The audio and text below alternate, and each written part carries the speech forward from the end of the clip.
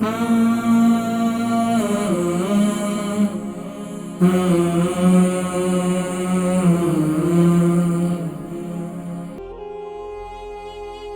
لوگ جن کے معدے میں تکلیف رہتی ہے، ان کو کوئی سمجھ نہیں آ رہا کہ کیا کرنا چاہیے، ہمیں اللہ کے نبی صلی اللہ علیہ وسلم کی اس حدیث مبارکہ کو سنیں اور اس کے بعد پھر اپنی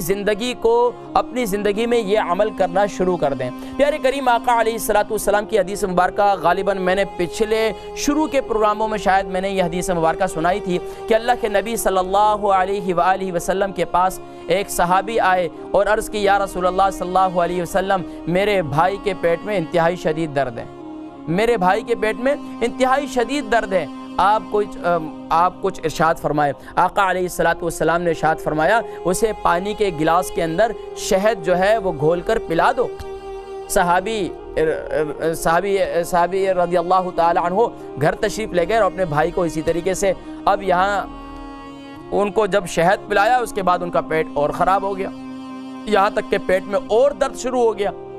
پھر دوڑے دوڑے پیارے کریم آقا علیہ السلام کی بارگاہ میں پہنچے اور عرض کی، یا رسول اللہ صلی اللہ علیہ وسلم، شہد پلانے کے بعد ان کی تکلیف اور زیادہ بڑھ گئی۔ آقا علیہ السلام نے ارشاد فرمایا، اسے دوبارہ اسی طرح ایک گلاس پانی میں شہد ملا کر اسے دے دو، اور اسی طریقے سے کیا دوبارہ، پھر اور زیادہ تکلیف بڑھ گئی، تکلیف اور زیادہ بڑھ گئی، پھر یہاں تک کہ وہ صحابی پھر پہنچے، یا رسول اللہ صلی اللہ علیہ وسلم، وہ تو تکلیف اور زیادہ بڑھ گئی۔ فرمایا کہ اب تمہارے بھائی کا پیٹ جو ہے وہ جھوٹ بولتا ہے۔ قرآن کریم میں اللہ کریم ارشاد فرماتے ہیں، عسل مصفى فیہ شفاء للناس،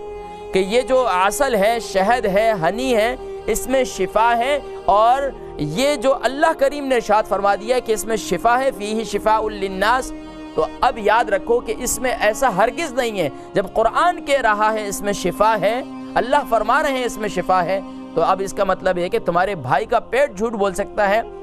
اللہ کے فرمایا تم پھر دوبارہ یہ عمل کرو، اور یہاں تک کہ پھر صحابی رسول صلی اللہ علیہ وسلم گئے اور دوبارہ فرمایا کہ ان کو آقا علیہ السلام نے ارشاد فرمایا تھا کہ دوبارہ انہیں اس طریقے سے عمل کرو، یعنی کہ پانی کے گلاس میں شہد جو ہے انہیں گھول کر پلا دو۔ دوبارہ ایسا کیا، سبحان اللہ، ان کی صحت اچھی ہوگی اور درد بھی ختم ہو گیا، یہاں تک کہ پیٹ کے اندر جتنا فضلہ موجود تھا اس کا اخراج ہو گیا اور سب ٹھیک ہو گیا۔